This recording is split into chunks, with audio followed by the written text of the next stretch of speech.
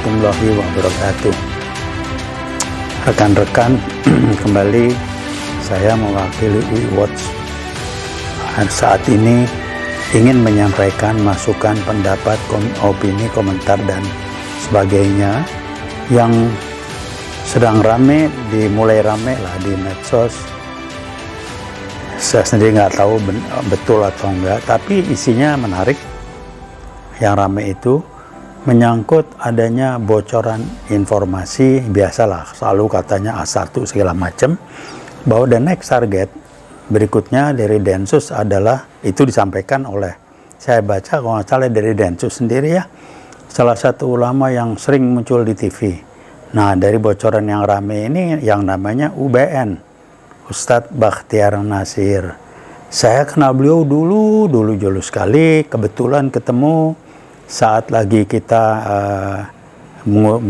peduli dengan kasus gusuran oleh gubernur tukang ngamuk di Jakarta Utara.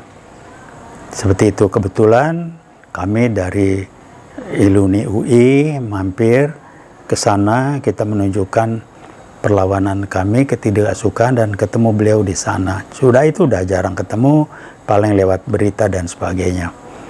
Yang menarik adalah ternyata berita ini disebar di medsos, kemudian juga dijelaskan itu bohong, itu nggak betul segala macam.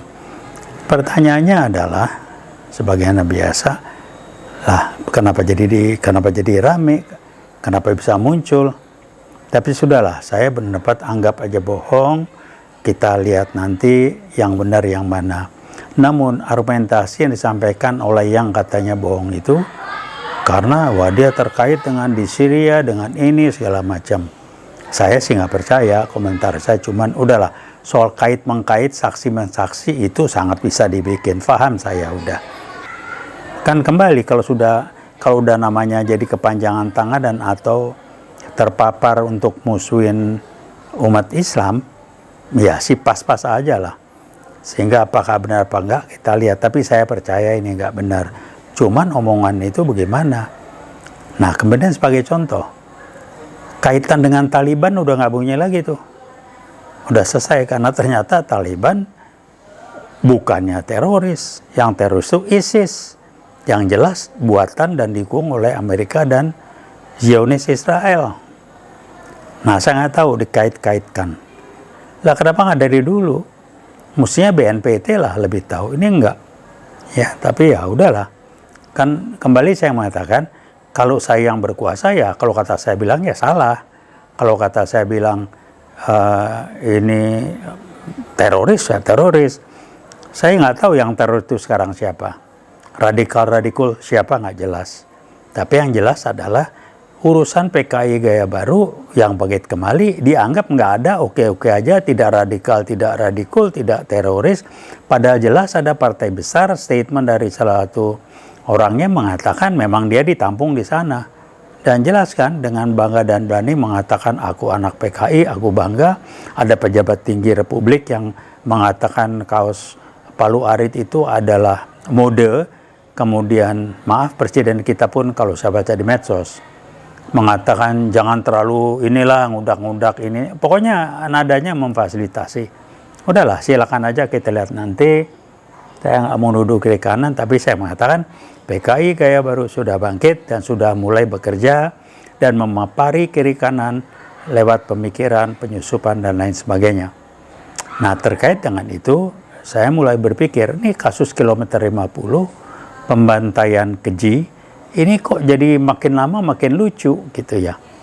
Karena buat apa? Kenapa jadi lucunya adalah orang jelas, pelakunya jelas, musuhnya jelas, tapi kok susah betul.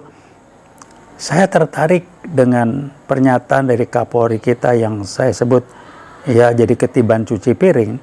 Beliau mengatakan, saya sangat apresiasi, pembusukan itu dimulai dari kepala. Nah, ini kan jelas strateginya. Kalau di Polda Metro Jaya, kepalanya siapa ya? Kapoldanya lah.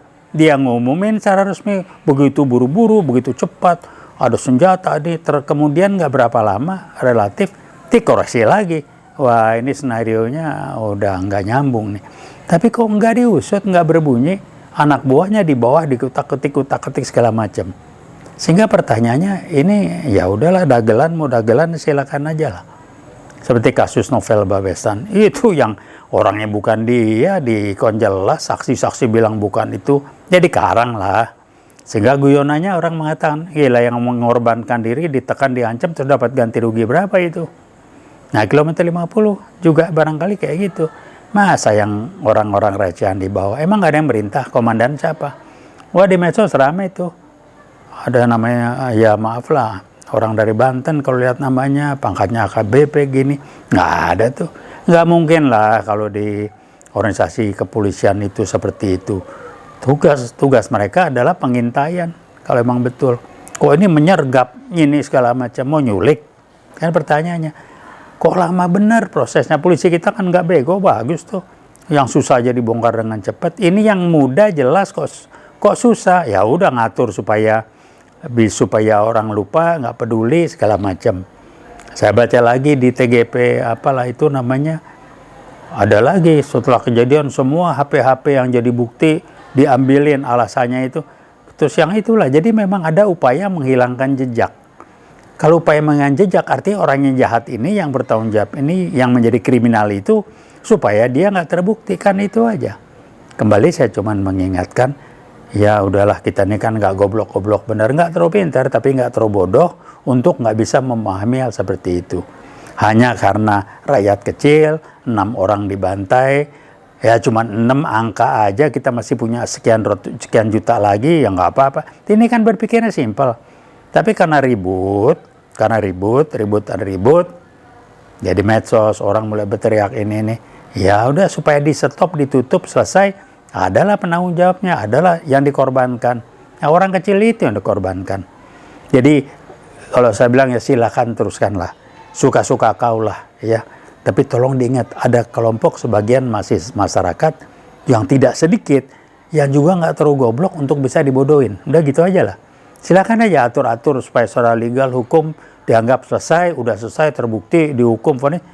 Udahlah, rejim ini berubah, terganti perguruan itu akan diusut, bisa loh.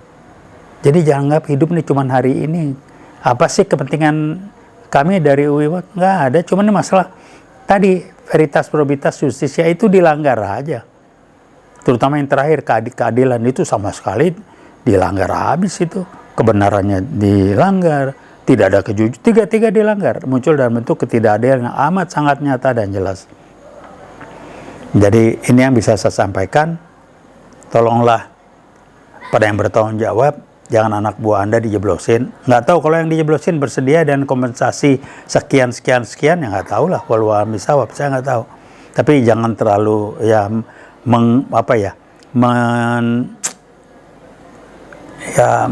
membodohi kita, melecehkan intelektualitas kita, jangan terlalu gitulah. Jadi berhentilah cara seperti itu. Bolehlah suka-suka kaulah. Kalau kau berkuasa, kau bilang salah-salah, kau bilang benar, silakanlah. Tapi ingat, Densus itu urusannya bukan seperti itu. Dan saya nggak tahu nih, apa urusannya dari instansi yang namanya Intel Bin, apa nggak tahu saya. Karena kasus Insinyur Hermansyah yang ada preman, gone with the wind juga. Kok nggak diusut? Udah tahu saya. Jadi, saya mengingatkan publik dan yang bersangkutan, kalau udah masalah sederhana dan jelas, solusinya susah, sudah masuk, sudah terkait, perintah ngatur itu orang-orang tinggi di Republik ini. Nah, supaya dia nggak terlibat, carilah rekayasa bagaimana cara. Udah gampang lah. Jadi dari mana yang rekayasa?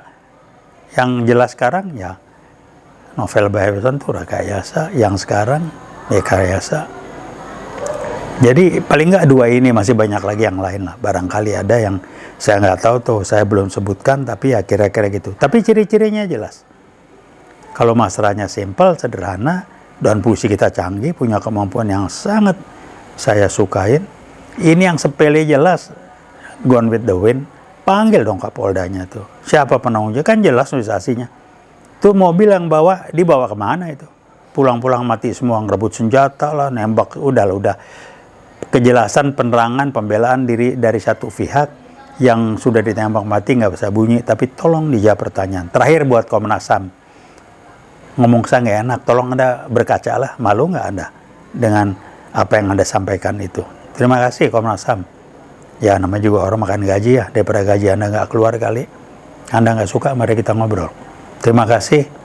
Jadi ya silakanlah, suka-suka kau lah, kau yang nentukan, kau yang memutuskan. Tapi tolong ingat, hidup bukan cuman hari ini. Saya udah umur segini udah nggak ada urusan. Anda masih panjang. Jangan anggap selesai, oke lolos di sini, nanti juga Anda nggak akan lolos. Lolos ini, anak Anda, keturunan Anda mungkin akan kena. Biasanya kalau nggak kena orang yang bersangkutan, keturunannya kena, tunggu aja. Mungkin orang yang paling Anda sayangin, kita nggak tahu nanti, tunggu aja. Allah Maha Adil, Maha Tahu, Maha Melihat, dan Dia nggak bisa dibodohin. Terima kasih. Wassalamualaikum warahmatullahi wabarakatuh.